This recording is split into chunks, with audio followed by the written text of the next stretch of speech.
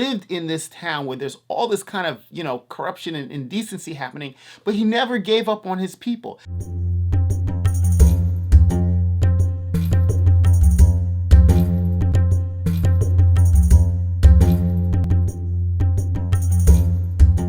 Assalamu alaikum wa rahmatullah. I'm going to give you a little brief overview about the story of Sayyidina Lut alayhi salam.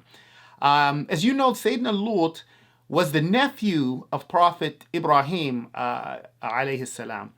And he was sent to the people of Sodom, the people of Sodom, who were, they were doing all kinds of crazy things. They were, one of the things they would do is they would rob people. They would take people and rob them as travelers that they were passing by, and they would commit all kinds of indecency, as you know.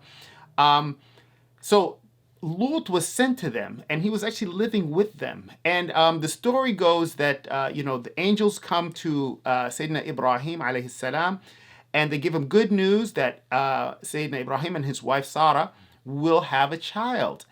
And also that they're going to destroy the city of Sodom, the city of Sodom. The angels go to the city of Sodom, and then one of their daughters actually sees them before they enter the city.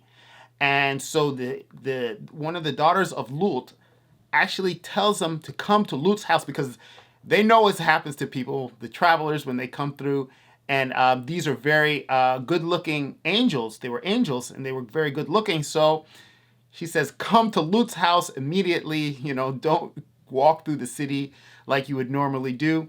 So she takes him to Lut's house. But Lut's wife, and the Qur'an talks about Lut, كانتا تحت عبدين من عبادنا صالحين فخانتاهما.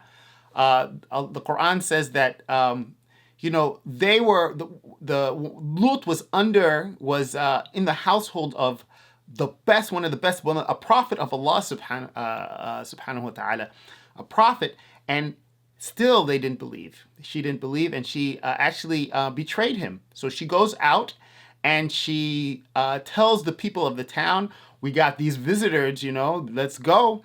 So she tells them, and they come and they surround Lut's house. And of course he gets nervous, and he wishes that he had power to save his guests. But they were angels, and of course they could handle it on their own because they're angels.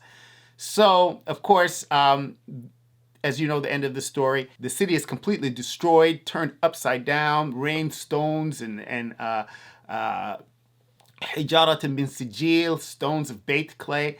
So that is the story as we know. But I wanted to focus a little bit on Prophet Lut, how he was an amazing person, how he lived in this town where there's all this kind of, corruption and indecency happening, but he never gave up on his people. He kept on, preaching to them, and they were mean to him. They were not nice, and they were saying, are you going to be one of the people who remain pure? They would make fun of him, but he kept on. He had patience, and not all prophets did this. As you know, Prophet Jonah, Prophet Yunus, he was like, nah, man. When the people started giving him a hard time, he's like, I'm out of here. They're not listening. But Lut was one of those people, one of the prophets who had patience with his people. And another amazing moral that we can get from this story is how he was able to raise his family amidst all of this corruption.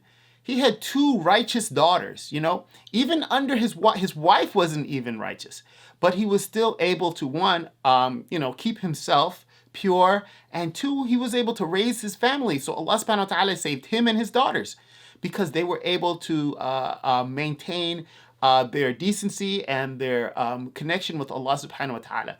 So I feel that this is a really good lesson to learn. Even if we're in a society that may not have all of the best morals that we agree with, the best policies that we agree with, maybe the people around us aren't religious. They aren't maybe the people around us don't have a strong connection to God. But that doesn't mean that we cannot keep ourselves pure. We can keep ourselves strong. Of course, obviously, it's better to be in a company. It's better to be in a company of believers. Better to be in a company where everybody is encouraging you to get closer to Allah and build your taqwa. But it's not impossible, so you can do it. And this is an example that Lut was, he never gave up. He never gave up on his people. And we should never give up, whether it's our family members, whether it's our community, whether it's, the community at large. We don't give up on them.